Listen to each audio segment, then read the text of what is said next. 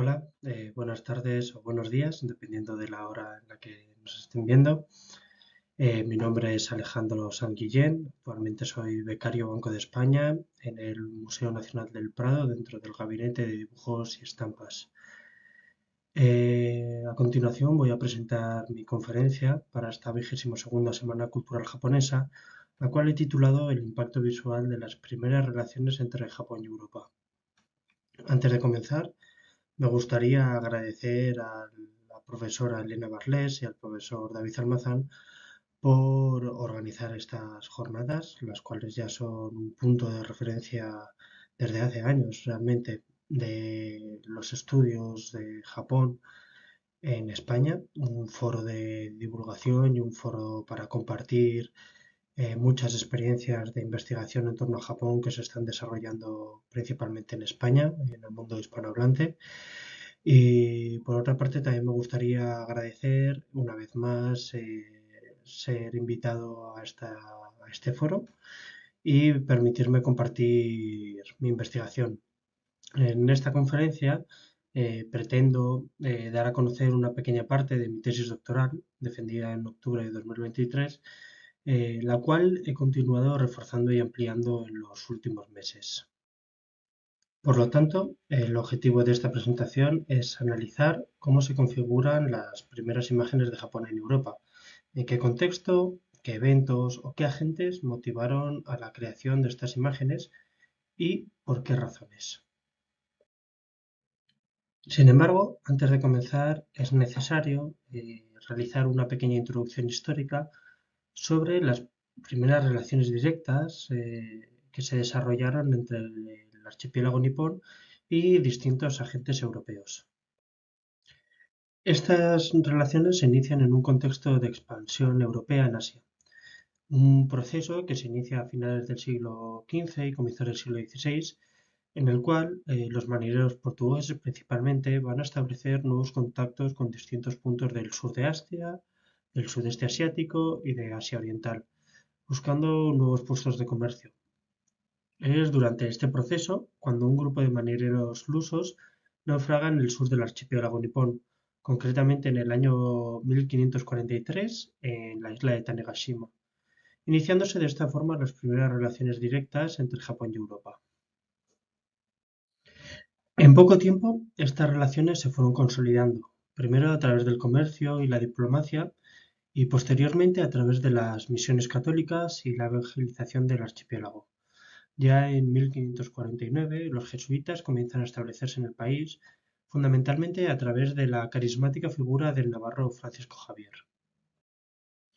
En las décadas siguientes, otros agentes como comerciantes y diplomáticos españoles o mercaderes neerlandeses e ingleses también establecieron nuevas relaciones directas con el archipiélago nipón. Es en este periodo, conocido como el periodo Nanban, un periodo de primeros contactos cuando se inicia o cuando se comienzan a publicar los primeros textos sobre Japón en Europa, realizados fundamentalmente a través de las experiencias de los misioneros jesuitas.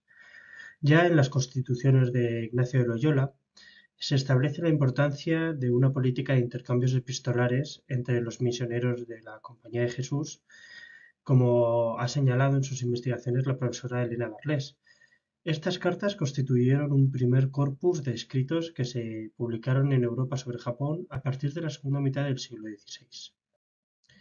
En ellas se incluyen informes sobre el progreso de la evangelización en el archipiélago, pero también información sobre la vida en el país, las costumbres de sus habitantes y otras descripciones que sirvieron para dar a conocer Japón a futuros misioneros. A partir de estas relaciones epistolares también se comenzaron a redactar y publicar las primeras historias y crónicas sobre el país. Entre los primeros autores se incluyen Manuel da Costa, Giovanni Pietro Maffei u Horacio Torsellino. Estas publicaciones sirvieron para dar a conocer el archipiélago nipón a los lectores europeos, especialmente a partir de la década de 1570. Gracias a este corpus, a este gran conjunto de publicaciones escritos sobre Japón, los investigadores Donald Lutz y Edwin Van Cleve apuntaron que posiblemente ninguna otra región de Asia fue tan frecuentemente e intensamente descrita como lo fue Japón en los reportes europeos del siglo XVI. Sin embargo, ninguna de estas publicaciones incluyeron imágenes, material gráfico o estampas que acompañaran las descripciones de los misioneros. Según el profesor Jean-Paul Rubies, esto se debió a una especial reticencia dentro del mundo católico durante el siglo XVI a la hora de publicar y difundir material etnográfico o iconográfico sobre los pueblos idólatras, ya fueran salvajes o civilizados, como era considerado Japón en estos momentos. Las publicaciones de los jesuitas eran concebidas principalmente para el consumo interno de la orden. Rubies también señala posibles acciones restrictivas por parte de diversas instituciones a esta clase de publicaciones, tanto por razones políticas, de control de la imagen y de la información, como por cuestiones de religiosidad, ejerciendo una censura a la circulación de obras con contenidos histórico-etnográficos, limitando la formación de la cultura visual, de una cultura visual más abierta. No obstante, otra de las posibles causas de la falta de material gráfico en estas publicaciones es el poco desarrollo del sector o de la industria editorial en la península ibérica.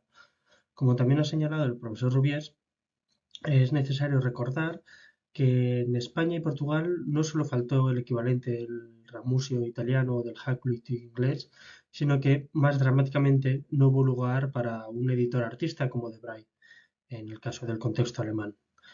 La falta de un mercado de libros de viajes ilustrados que facilitase la emergencia de tal figura contribuyó a cristalizar el predominio ya tradicional en España de una cultura del manuscrito y de circulación más institucional y aristocrática.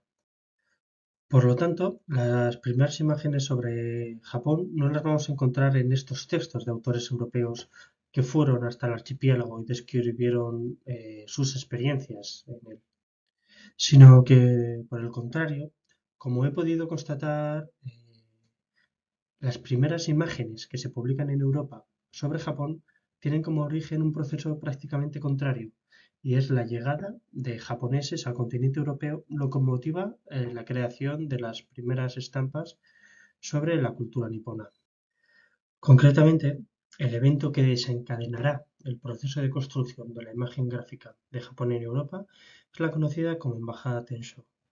Estrictamente hablando, este evento no fue una embajada, sino una visita planificada por Alessandro Balignano, el visitador de la Compañía de Jesús de las misiones de las Indias Orientales, quien organizó una visita a Europa de 4 jóvenes japoneses vinculados con daimyo o señores feudales convertidos al cristianismo. Una estrategia para dar a conocer los avances de la evangelización en Japón y una forma para recabar fondos y apoyos a la hora de impulsar un nuevo obispado en el archipiélago. Recabar fondos y apoyos, como decíamos, ante el rey de España, Felipe II, y ante el Papa en Roma.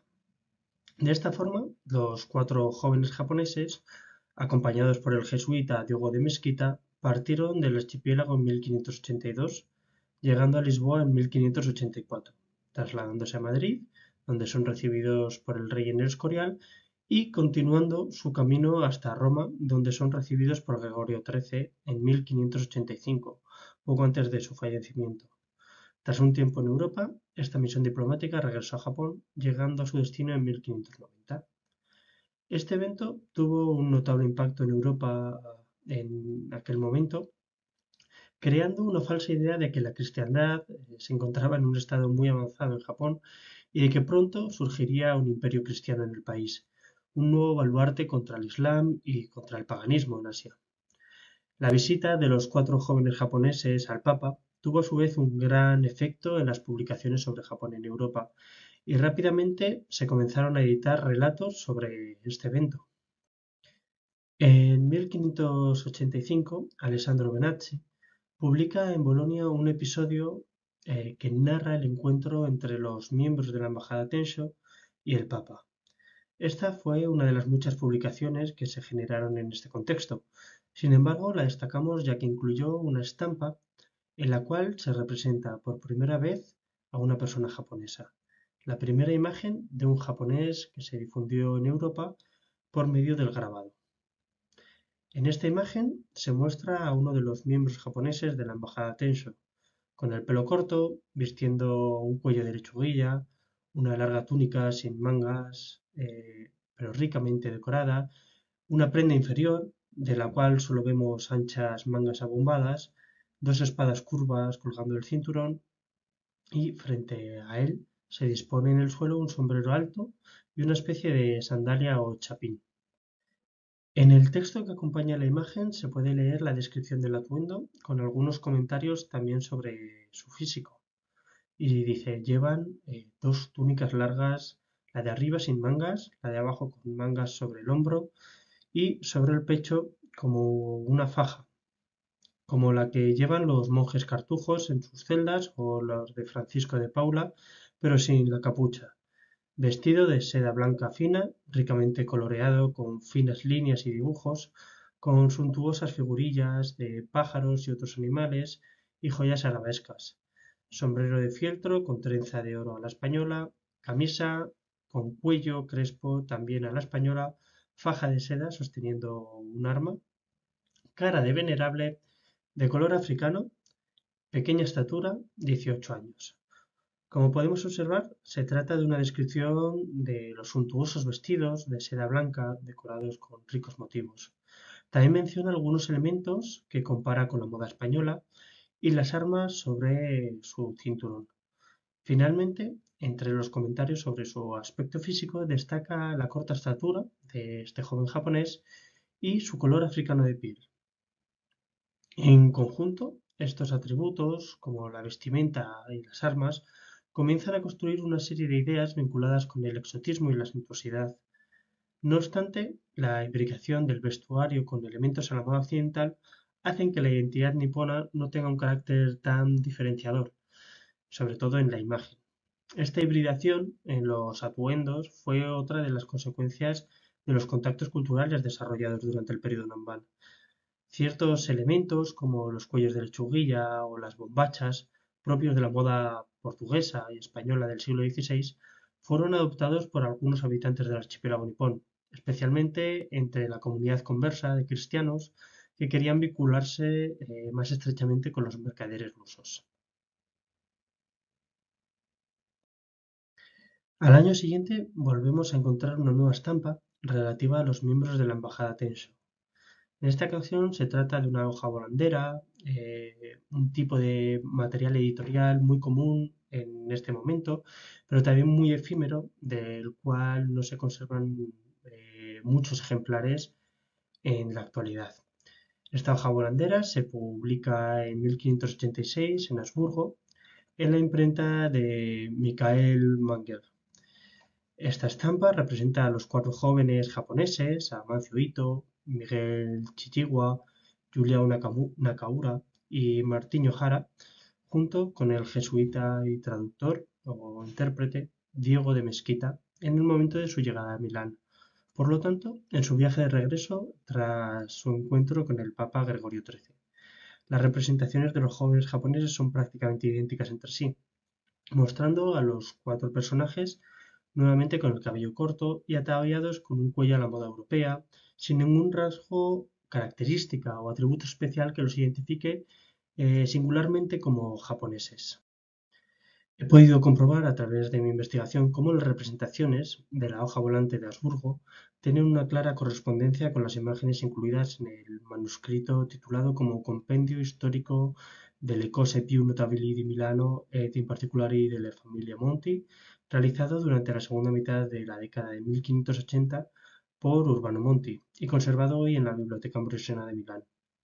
En este manuscrito se describe el paso de los miembros de la embajada Tensho por la ciudad, por Milán, y este manuscrito incluye también 5 dibujos a color iluminados, prácticamente iguales a los reproducidos en el grabado en madera alemán, con una inscripción sobre ellos identificándolos perfectamente. No conocemos exactamente la relación entre estos dos documentos, entre el manuscrito milanés y la hoja volandera alemana. Pero, con toda seguridad, los dibujos de la crónica italiana sirvieron como modelo para la ejecución del grabado en madera alemán. La siguiente publicación, donde hemos localizado representaciones alusivas a Japón, Es en un libro sobre la vida del Papa Gregorio XIII, publicado en Roma en 1596 y escrito por Marco Antonio Chiapi. Entre otros episodios de la vida del pontífice romano, se narra el consistorio convocado para recibir a los 4 jóvenes japoneses. Este relato se acompaña con un pequeño grabado en madera sobre la escena en la cual se muestran a 3 de los 4 miembros de la embajada Tensho frente al Papa. Además, esta misma publicación, en su tercer capítulo, sobre los seminarios erigidos en distintas regiones del mundo, incorpora hasta 4 grabados en madera mostrando los seminarios creados por la Compañía de Jesús en Japón, en Usuki, Funai, Arima y en Asuchi. Por lo tanto, en este mismo contexto, se publican también las primeras estampas europeas sobre arquitectura en Japón. Sin embargo, los lenguajes usados para la representación de estas construcciones remiten claramente a edificios religiosos occidentales, sin ninguna característica propia de la arquitectura japonesa. Es muy posible que estos grabados en madera fueran matrices reusadas o reutilizables para otras publicaciones y no tienen base en ninguna clase de fuente oral o escrita sobre cómo debieron ser realmente estos conjuntos arquitectónicos. Finalmente, en este marco cronológico de las primeras estampas sobre Japón difundidas en las imprentas europeas, hemos localizado otra publicación ilustrada, nuevamente vinculada con el impacto que generó en Europa la embajada Tensho. En este caso se trata de un célebre libro de trajes, publicado en 1598 en Venecia bajo el título de Degli abiti antichi e moderni de diversi parti del mondo, por el artista italiano Cesare Vecellio. En esta obra se incluye un grabado en madera acompañado por un texto en italiano y en latín titulado Giovane Giapponese, siendo la única imagen del libro alusiva a Japón. Realmente, esta publicación es la segunda edición de la obra de Vecellio, en la cual se comentan las vestimentas de distintas regiones del globo. Sin embargo, en la primera edición publicada 8 años antes, no se incluye ninguna imagen relacionada con las vestimentas japonesas. Como ha señalado la historiadora Giulia Calvi, parece ser que el artista italiano Vecellio tuvo dificultades para encontrar reportes y descripciones fiables sobre Asia, a la hora de incluir imágenes en la primera edición de su trabajo, lo cual hizo que esta zona del mundo quedara menos representada en un primer momento. Calvi también ha apuntado que este grabado se basó en los informes italianos sobre la embajada Tensho, dado que no hay fuentes que confirmen que Vecellio presenció este acontecimiento, pudo tener acceso visual directo a los miembros de la embajada Tensho. La estampa, enmarcada por una serie de elementos decorativos de carácter clásico, muestra una figura masculina con una vestimenta ancha, similar a una túnica, que cubre completamente su cuerpo hasta los tobillos. Sobre esta también se dispone otra prenda de características similares, con las mangas más cortas y abierta por delante. El personaje de la imagen se levanta esta segunda prenda con la mano izquierda para mostrar mejor su atuendo. Sendas prendas, ambas prendas, se decoran ricamente con motivos ornamentales, vegetales y animales. Sin embargo, esta ilustración está muy lejos de mostrar un atuendo japonés real. La descripción que acompaña a este joven japonés hace alusión a la riqueza de las telas que viste y también resalta que porta una cimitarra y una daga, una posible referencia a la katana y el wakizashi, las cuales no se muestran en el grabado. En el libro de Vecellio, acompañando a esta imagen, se puede leer lo siguiente. En estos países llevan un traje y unos calzones largos y anchos de una tela de seda, tan bonita y blanca que parece papel. Estos están iluminados con diferentes colores, con follaje y pájaros delicadamente. Encima portan una cimitarra como si fuera una obra de arte. Llevan una cimitarra y una daga. Todas estas cosas se pueden ver en la sala de armas del Consejo de los 10 de la ciudad de Venecia. En esta descripción podemos ver algunas similitudes con la descripción que incluye el libro de Benacci, de Alessandro Benacci anteriormente descrito. tales como la mención a una tela del traje, o a la tela del traje como una seda blanca y a la profusa decoración de estos trajes con pájaros y otros elementos. También, siendo textos, destacan las cimitarras, las armas, portadas por estos personajes. No obstante, en esta ocasión no se incluye ningún comentario sobre el aspecto físico de los japoneses. Y más allá del ámbito impreso, más allá del grabado, las estampas no fueron las únicas imágenes que se producirían en Europa a raíz de la Embajada Tensho durante la segunda mitad del siglo XVI. En el año 2014, Paula Di Rico, investigadora de la Fundación Tribulzio, halló en una colección particular milanesa un retrato de Mancio Ito, uno de estos cuatro jóvenes japoneses de la Embajada Tensho, el más destacado de todos ellos, un retrato realizado por Domenico Tintoretto. En este se puede observar a un joven japonés ataviado con un gorro negro alto, cuello de lechuguilla y un traje que podía recordar ligeramente al mostrado en la hoja volante de Augsburgo. Elementos propios de la moda europea sin ningún tipo de detalle que nos remita a las vestimentas japonesas, nuevamente.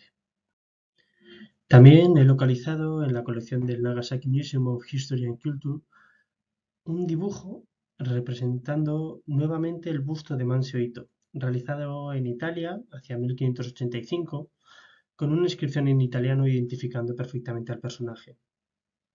En este diseño se muestra al joven japonés con una fisionomía muy definida, con unos rasgos muy concretos, lo cual indica con toda seguridad que se trata de un retrato realizado al natural. Además, viste nuevamente un cuello de lechuguilla, como la estampa de Habsburgo, como el retrato de Tintoretto, pero el resto del atuendo se diferencia notablemente respecto al resto de representaciones que habíamos visto anteriormente. Se corresponde con más fidelidad a la vestimenta tradicional japonesa masculina de este periodo. También en el célebre Teatro Olímpico de Vicenza de Palladio encontramos vestigios gráficos del paso de los jóvenes japoneses por Italia. En esta ocasión se trata de un fresco en el cual se plasma una escena de esta misión diplomática a su paso por la ciudad. En este se muestran los cuatro jóvenes japoneses sedentes, acompañados por Diego de Mesquita. Nuevamente, la vestimenta vuelve a ser similar a las representaciones previas, especialmente al grabado de Habsburgo y a la pintura de Tintoretto. Los personajes nipones visten con cuello de lechuguilla, un sombrero alto y en esta ocasión lo que parece un atuendo a la moda occidental, pero poco detallado en la representación. Finalmente, también he localizado otros dos dibujos conservados en el Departamento de Artes Gráficas del Museo del Louvre, relacionados con la legación nipona, atribuidos al artista italiano Federico Zuccaro. Estos diseños muestran dos figuras con trajes japoneses, una de cara al espectador y la otra dándonos la espalda. Sabemos que Zuccaro trabaja en España, colaborando en la decoración del Escorial entre diciembre de 1585 y la primavera de 1589, fechas en las cuales los jóvenes japoneses ya habían tenido su visita con el rey, con Felipe II en el Escorial. Por lo tanto, el artista italiano debió presenciar la legación nipona en la península itálica. Estos dibujos, de gran calidad, como pueden observar, parecen sin duda realizados por un espectador directo de la misión diplomática, parecen realizados al natural, dado el alto grado de precisión en los detalles y en la representación de las vestimentas japonesas de estas figuras, mucho más características e identificables con la moda nipona frente a las imágenes que he mostrado previamente en esta presentación, aunque también combinados con elementos propios de la moda europea, como el cuello alto, que recuerda a un cuello de lechuguilla, consecuencia, como hemos comentado anteriormente, de la hibridación en la moda de los atuendos del periodo Nanban. No obstante, los rasgos fisionómicos de la cara apenas son apreciables y quedan simplemente esbozados en estos dibujos o esbozos rápidos de Zúcaro. Como conclusiones, podemos observar una serie de cuestiones comunes en todas estas imágenes que hemos ido comentando a lo largo de esta comunicación. Atendiendo a una visión global desde una perspectiva más amplia sobre estas primeras estampas relacionadas con Japón y difundidas a través de las imprentas europeas, la primera idea importante es que estas se generaron a través del impacto de la embajada Tensho, del impacto que tuvo este grupo de jóvenes japoneses cuando visitan Europa, en lugar de estar vinculadas con las primeras publicaciones de los misioneros jesuitas que viajan hasta Japón. También podemos observar cómo, salvo la hoja volante de Habsburgo, el resto de imágenes se producen en el contexto italiano.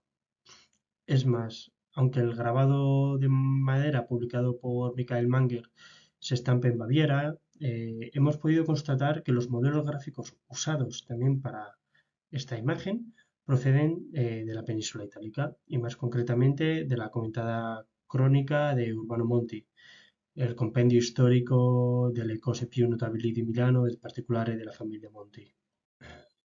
Todas estas imágenes comparten una serie de atributos comunes en la representación de los llamados embajadores japoneses, siendo poco posible que hubiera una transmisión directa de modelos, ya que todas ellas se realizan en lugares diferentes en fechas muy similares.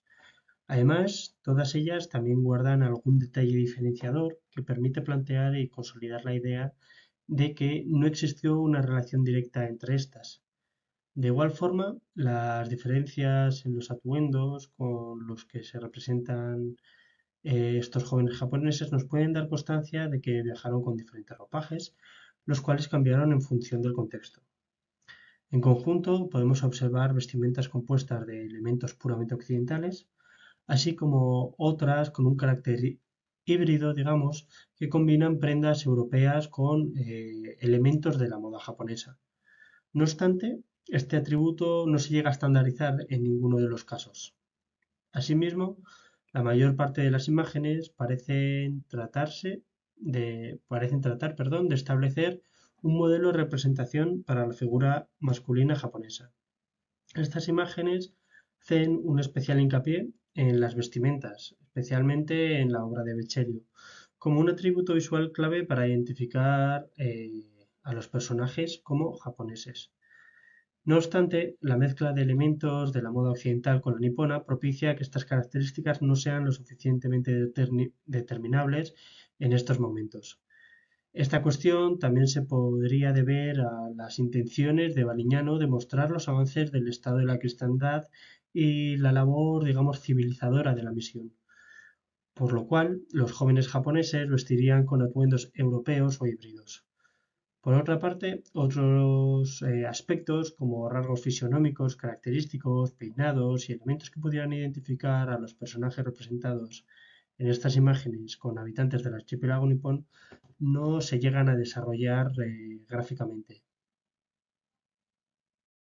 De igual forma, debido fundamentalmente a que todas estas imágenes giran en torno a la embajada Tensho y la representación de sus miembros, de los 4 jóvenes japoneses, no se representan otras cuestiones u otros temas relativos a Japón, salvo las 4 estampas arquitectónicas de confusa interpretación sin el texto que las acompaña. En ningún caso vemos un intento, al menos en este periodo, de buscar reflejar una imagen de la mujer japonesa, de la religión, la fauna u otras cuestiones relativas a Japón, que en el caso de otras regiones del globo, especialmente de América, estaban mucho más desarrolladas en este momento. Para concluir, podemos definir un primer periodo cronológico que abarcaría desde 1585, momento en el cual la embajada Tensho llega a Roma y se difunden las primeras imágenes sobre Japón en Europa gracias a la multiplicidad de la estampa, y 1598, momento de publicación del libro de Beccelio, como un primer momento de la construcción de la imagen de Japón en Europa. A partir de 1598, el contexto comenzará a cambiar radicalmente. fundamentalmente tras la publicación de los primeros informes sobre los mártires de Nagasaki, un evento acontecido el año anterior, en 1597, y que tendrá un notable impacto en la concepción europea sobre Japón. Además, también en 1598 se percibe un cambio en la política de publicación de la Compañía de Jesús, la principal productora de textos sobre el archipiélago en la segunda mitad del siglo XVI. En este año se encarga al jesuita italiano Niccolo Orlandini la labor de escribir la primera historia oficial de la orden, por lo cual Claudio Acquaviva solicita a otros miembros recabar información de una manera más sistematizada. A partir de este momento se publicarán un mayor número de crónicas, relaciones e historias eh, relativas a la misión de Japón. Por lo tanto, aunque podemos identificar estas primeras estampas como un esfuerzo temprano para la construcción de una imagen del hombre nipón en Europa, la falta de un mayor número de publicaciones, así como la poca definición de los atributos para estas representaciones, posiblemente debido a una insuficiente transmisión de los modelos gráficos entre estos grabados, no terminan de fijar unas características claras que establezcan un modelo de representación. Por lo tanto, en estos momentos aún no podemos hablar de una consolidación o de un modelo claro de representación del japonés en Europa. Un proceso que tardará más años en desarrollarse y que irá evolucionando en las décadas siguientes, sobre todo hasta finales del siglo XVII. Por lo tanto, concluyo de esta manera mi presentación, en la cual he intentado indagar sobre los orígenes de las primeras representaciones que se crean en Europa sobre Japón, identificando la Embajada Tensho como un evento clave para la creación de estas imágenes, el contexto editorial italiano también como un contexto clave para la configuración de estas imágenes y concluyendo cómo al final estas representaciones no terminaron de fijar esta primera imagen de Japón en Europa y aún quedarían años de construcción y años de evolución para este fenómeno gráfico. Muchas gracias por su atención y espero que les haya resultado interesante.